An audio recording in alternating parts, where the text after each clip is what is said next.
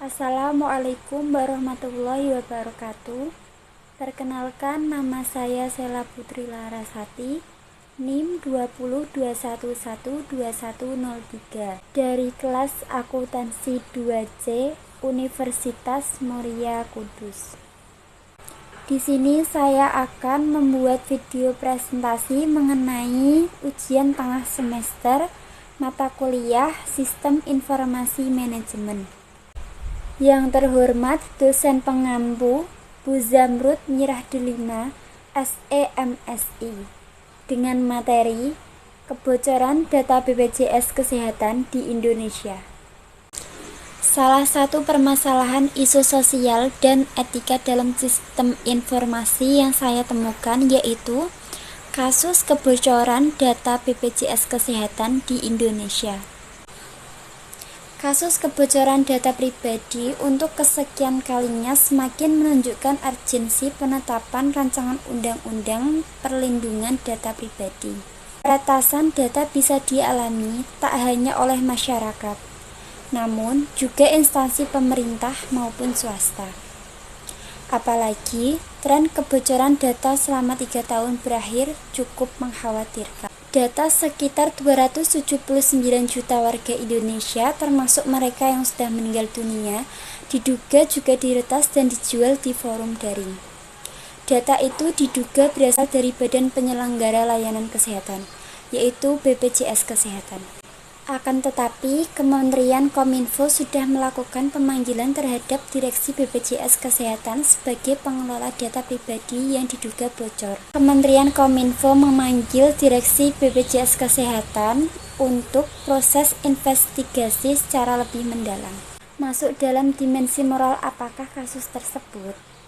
Kasus tersebut masuk dalam dimensi moral informasional atau psikologikal privasi. Adapun pengertian dari informasional atau psikologikal privasi yaitu berhubungan dengan hak individu seseorang untuk menentukan bagaimana, kapan, dan untuk apa suatu informasi diri mereka akan dilepas kepada orang lain atau kepada suatu organisasi. Dengan adanya permasalahan seperti kebocoran data BPJS, tentunya masyarakat harus memiliki lebih banyak pengetahuan tentang kemana mereka telah memberikan informasi pribadi kepada orang lain. Sudah menjadi kewajiban masyarakat untuk menyadari seberapa penting perihal penyerahan data pribadi kepada pihak eksternal. Berikut merupakan peraturan yang berlaku di Indonesia mengenai kasus kebocoran data BPJS Kesehatan di Indonesia. Hingga saat ini, pemerintah Indonesia telah membuat dan merancang beberapa undang-undang yang mengatur mengenai data pribadi. Meskipun tidak secara langsung membahas dan mengacu pada privasi. Seperti yang dilansir dari Hukum Online, tercantum dalam UU nomor 20 tahun 2013 yang merupakan perubahan dari UU nomor 13 tahun 2006 mengenai administrasi kependudukan. Pasal 1 berbunyi, data pribadi adalah data perseorangan tertentu yang disimpan, dirawat, dan dijaga kebenaran serta dilindungi kerahasiaan. Selain itu, negara juga mengaturnya dalam UUD 1945 pada pasal 28G ayat 1 yang berbunyi, setiap orang berhak atas perlindungan diri, keluarga, kehormatan, martabat dan harta benda yang di bawah kekuasaannya, serta berhak atas rasa aman dan perlindungan dari ancaman ketakutan untuk berbuat atau tidak berbuat sesuatu yang merupakan hak asasi. Apa yang perlu dilakukan agar terhindar dari kasus tersebut? BPJS sebagai badan hukum pemerintah seharusnya memiliki perlindungan yang baik. Hal ini bisa dilakukan dengan investasi yang lebih besar di bidang keamanan. Karena data warga negara yang tersebar oleh badan milik pemerintah bukanlah hal yang main-main.